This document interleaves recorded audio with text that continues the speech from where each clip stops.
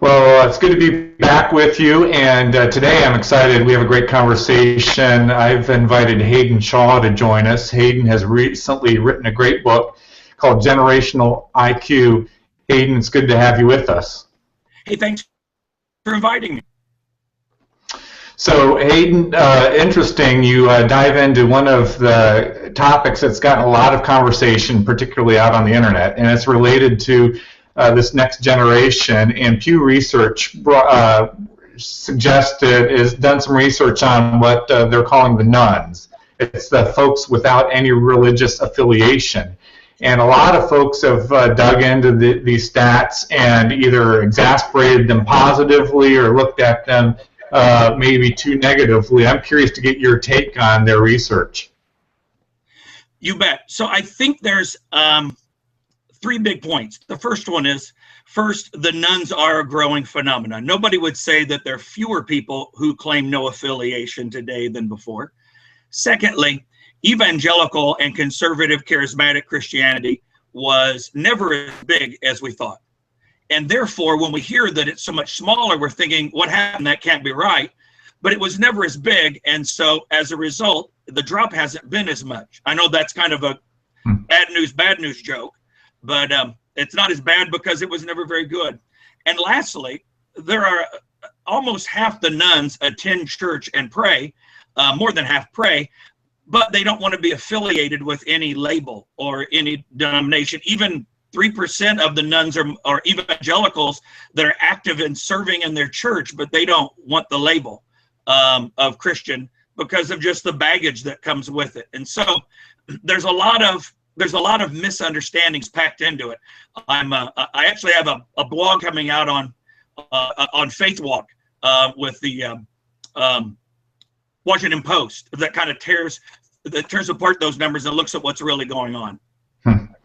Well, pretty alarming then to suggest that it wasn't as good as we thought it was, but might be a reflection more of cultural Christianity than full devotion to Christ, I assume. But where I wanted to focus our conversation today was on millennials. And so based on what you've found to be the case, I'm curious to see why you think millennials are continuing to drop out of church. Well, a couple of reasons. The biggest one is they don't like the association of church and politics, and they think that church is about power and about money. So when I was a young man, when I was the age of millennials, there was a big push to get religious people more involved in politics. And now we've seen kind of the full wave of that, and there's a kind of a counter reaction to that now.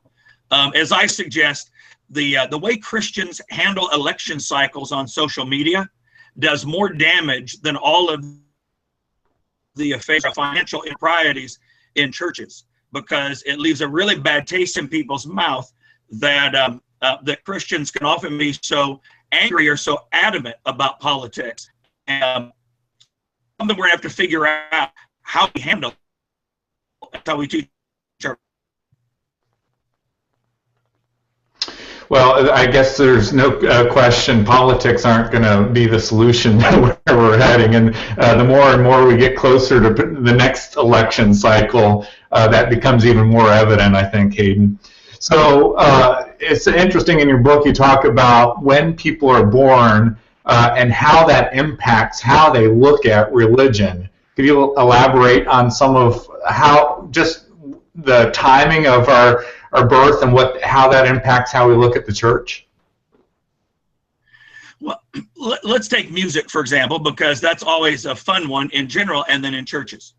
When a person was born shapes the kind of music they listen to.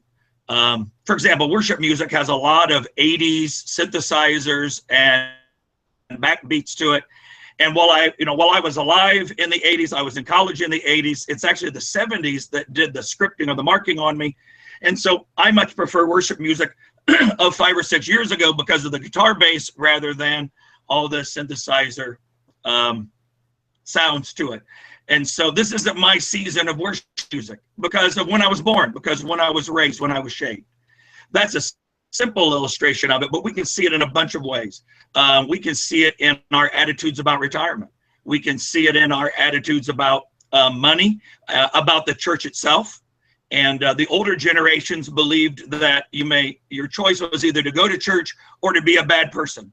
Today, we have a number of people who are dedicated Christians who believe that the kingdom of God is more important than the church. And and Donald Miller did a famous series of blogs about what I learned 20 years after Blue Like Jazz.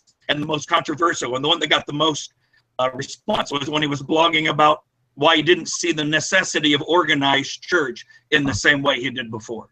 And so we can see the times we were raised in definitely shaping not only our theology, but also just the way we relate to God and the questions we ask. So based on that, Haydn, share with me a few of the strengths and vulnerabilities of the four different generations when it comes to their engagement or perception of faith. Oh, you bet. Well, let's take the traditionalists, the people who are now 69 and above. For them, they're the first generation to deal with retirement. Nobody else has ever had to figure out what we do with retirement before. The old joke, you retire and 2 years later you play golf and then 2 years later you die. Well, today we live a lot longer. And so they're the first generation to have to say, what do I do with this health and with this money and with another potentially 20 years of active life before I move into what was characterized as old age? And their strengths, on the other hand, is they put up with a lot of imperfections. Church doesn't have to be that great. Music doesn't have to be that great. They have a lot of tolerance, whereas the baby boomers were the first generation to really demand quality from church. They demanded it from businesses. They demanded it from church. The downside of that is that they can avoid the dark night of the soul, that practice that saints through the centuries have realized when God withdraws his warm feelings from us and we have to learn to move on in faith in him when we don't actually like things or get a lot of feelings about it. And I always joke that boomers are hooked on a feeling, just like that old rock and roll song, and they look for the next big church Jesus buzz, and they often church hop and avoid the dark night of the soul. So their pursuit of quality has a flip side to it. Generation X tend to be more cynical. It was funny, one of the staff members at the church I attend, she said, I am so Xer, Haydn, you got it exactly right. I tend to be cynical. Well, cynical is great because it means we don't believe everything that comes along. We ask questions, but it can also lead to people being rather independent and withdrawing from the kind of fellowship and commitment that makes the living in community truly important. And then lastly, millennials are about authenticity. They're about diversity and openness to different ideas and different beliefs. And at the same time, a downside of that is their views of morality, Christian Smith discovered in his exceptional research, can be a bit all mixed up.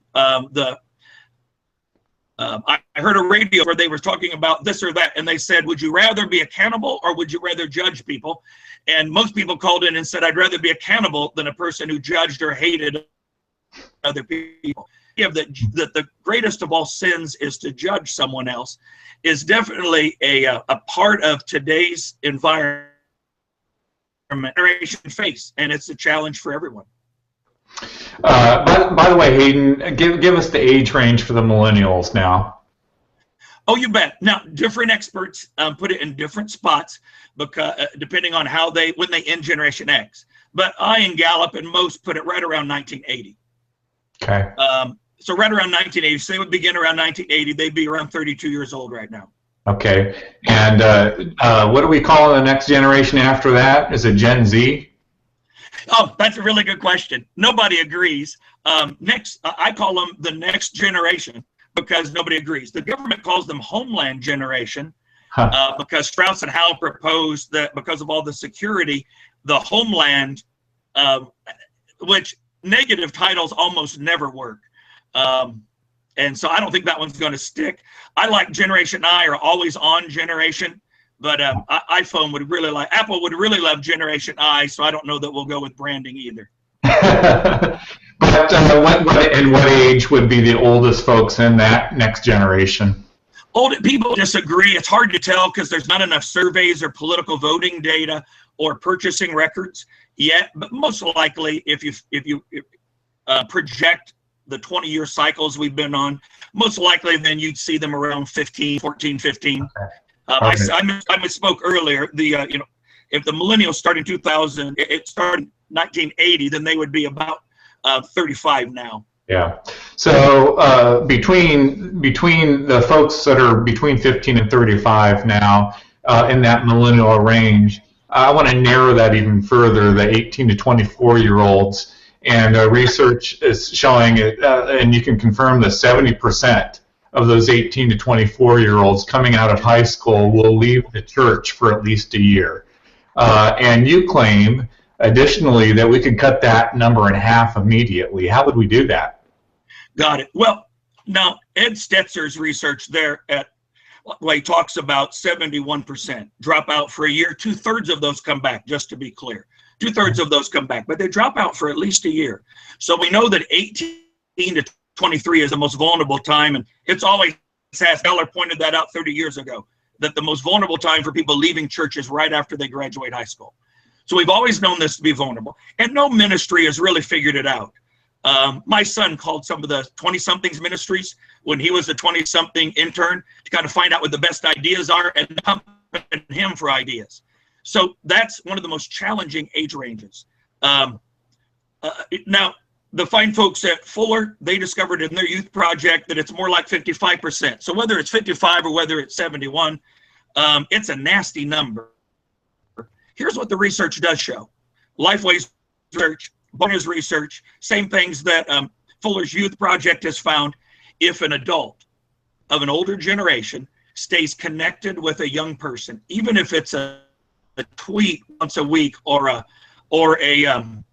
text message once a week, that kind of connection doubles the chances that they will stay involved in church. I mean, literally all it takes, it seems so simple. All it takes is a sponsor to continue on after they graduate. So you have a student ministries and a couple of sponsors and a mid-sized or 5 or 6 in a huge student ministries. Those simply continue seeing them as their youth ministry, and we could cut that rate dramatically, potentially even in half if some of the numbers are right. Now, it just seems to me that it's crazy that we stop student ministry because the high school stops it at 18 when they move into the most vulnerable age range, and we know what works. We know that what does work is for adults to stay involved.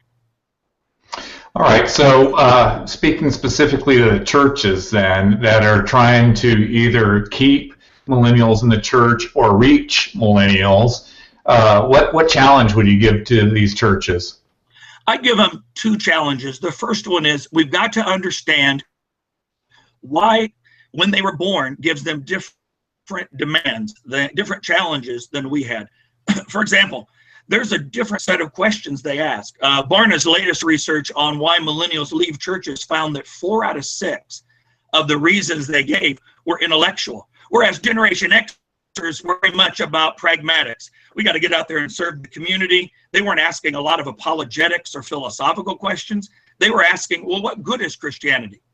Well, this cynical, pragmatic generation of Xers are millennials. They're asking much more intellectual questions, much more like the traditionalists and the liberal conservative debates and church splits of their era.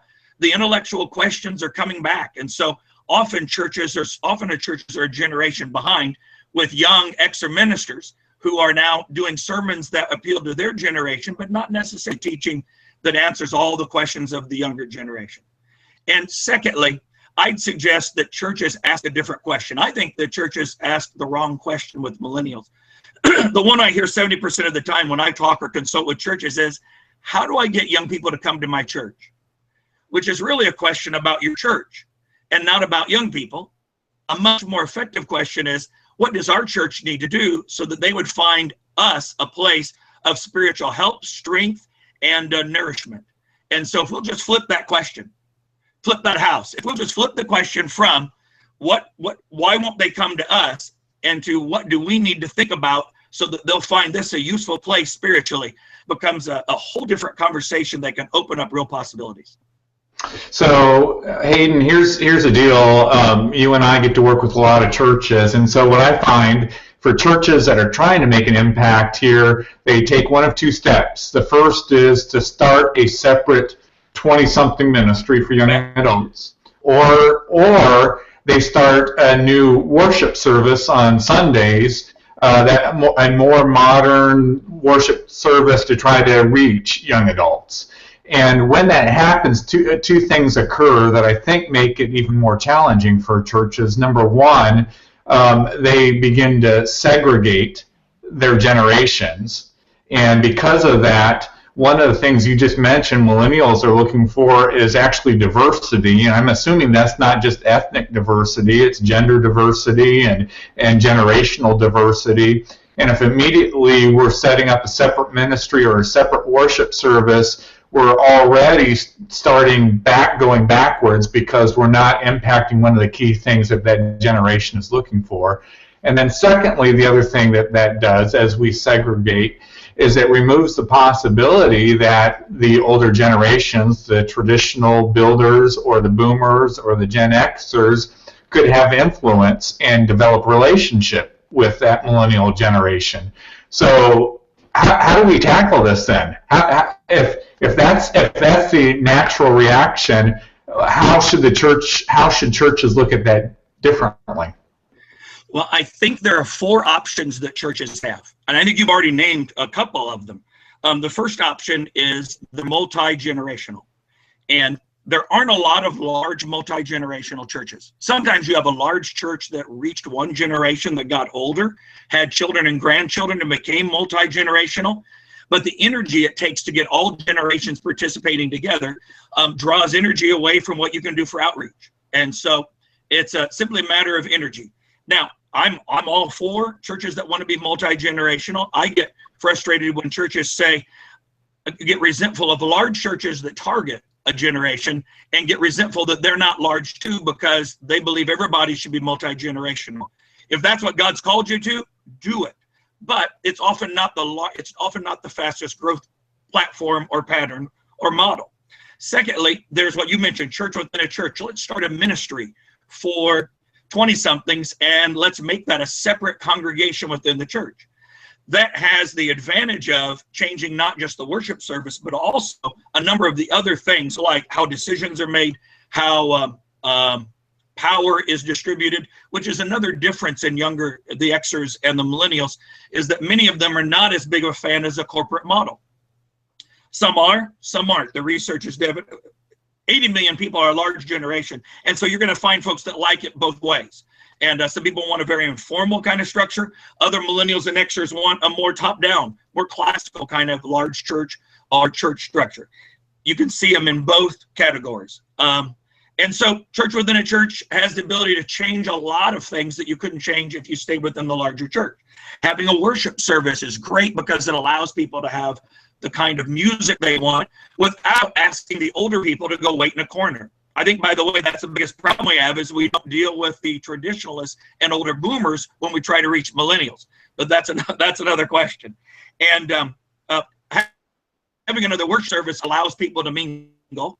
You can then start satellites where you target a particular generation, or you can, in summary of all that, you can do what most large churches just have music for one style of music. They do one thing, they do it well, and whoever comes, and it tends to be people of a generation and their relatives who love them. Yeah. Mother-in-law who lives with us now. By the way, Haydn, I found this to be the case. If we target our music and our experience, our worship to an older generation, you'll reach the older generation, but you won't reach the younger generations. But if the church tends to target their music and their experience towards the younger generations, the odds are much better that they'll reach that younger generation and their parents and grandparents as well. Do you find that to be the case? I would just love to high-five you right now. Yeah, for 2 reasons. The first is Pew Research Center discovered that rock and roll has won. You notice how many television ads use rock and roll music compared to how many use jazz or country or even swing music. It's because rock and roll won. It is not offensive to all generations, and it is. And so rock and roll became the one language that you can do in church that everybody will deal with. Younger generations don't respond as much to older music, but older generations respond to younger music. And so I say to my mother-in-law, who lives with us, she has lost part of her eyesight. I said, Betty, you know, how do you like going to this young church with your grandkids wearing parachute shorts and flip-flops? You know, this was 7 years ago. She said, I fought with my oldest son about wearing a tie long after parents let their kids dress down. And it took a long time for him to come back to church. As long as our kids are legal, I don't care. I think that's a great attitude, one that most grandparents have. As long as my kids like it, I'm with it. Yeah, I agree. I have a great mother-in-law as well, and she's known for bringing earplugs to the services because the music is not her favorite. But what is her favorite is being a part of a church that's reaching younger generations. And I just pray, you know, I've explained, Haydn, that I'm probably a Gen Xer in a boomer body. I'm right on the edge, I guess, but I'm technically part of the Gen X. And here's the way I describe it, is I'm even willing for my church to play country music if it means we get to reach more people for Jesus. So that's where I've left it. Haydn, you have a great resource. It's called Generational IQ, and I think it's something, if you are in church ministry and you are wanting to reach multiple generations, this is a great place to start. But before we started our interview today, Haydn, you mentioned you're putting together another resource for church leaders. Could you talk a little bit about that? You bet. There's been no charge for this one. It's simply 5 videos that are 5 minutes or 3 questions for your church staff or your elder board, your trustee board, your board to talk about how do you reach the different generations. So many of the questions we're talking about here, as well as a couple of others about how you would transition a church, or what do you do with older generations who feel like they're left out and put out to pasture, as they say, if we reach the younger generations. So I'll raise the question, I'll give some research, I'll give a couple of ideas, and then let you and then post some questions for you to talk about with your staff or council. Very good. Haydn, again, thank you so much for joining us, and we'll look forward to hearing more from you in the future. Thanks for having me, Tony.